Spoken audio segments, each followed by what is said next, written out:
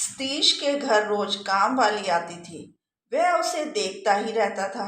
काम वाली का नाम चंपा था। वह 18 साल की थी। एक दिन सतीश की पत्नी जब नहाने गई हुई थी तो चंपा झाड़ू लगा रही थी। उस दिन छुट्टी थी। सतीश और उसकी पत्नी दोनों घर पर ही थे। चंपा आई। झाड़ू लगाते लगाते वह सतीश के कमरे में चली गई। सतीश टीवी देख रहा था और उसका सारा ध्यान चंपा की छाती पर गया हुआ था।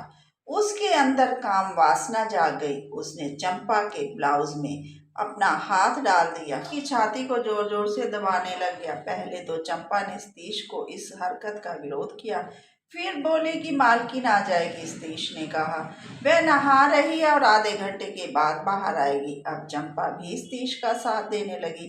कुछ दिनों के बाद सतीश की पत्नी के मायके से फोन आया कि उसके पापा की तबीयत खराब है, इसलिए उसे मायके जाना पड़ा। अब तो सतीश मौके की तलाश में था।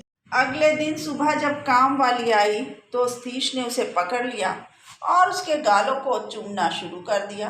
अब चंपा भी उसका साथ देने लगी। सतीश ने चंपा का ब्लाउज खोल दिया और उसकी बड़ी बड़ी छाती को दबाने लग गया। चंपा शर्माने लगी। अभी 3 दिन पहले ही चंपा की शादी हुई थी और वह अपने पति से संतुष्ट नहीं थी, तभी उसने इससे रोका नहीं। सतीश ने चंपा को बेड पर गिरा दिया और उसके नीचे के कपड़े भी उतार दिए। अब चंपा के ऊपर लेट गया और चंपा बिल्कुल निर्वस्त्र हो चुकी थी। सतीश ने अपना काम करना शुरू कर दिया। चंपा चिल्लाने लगी और मजे ले रही थी। कुछ देर के बाद सतीश चंपा के ऊपर से उतर गया।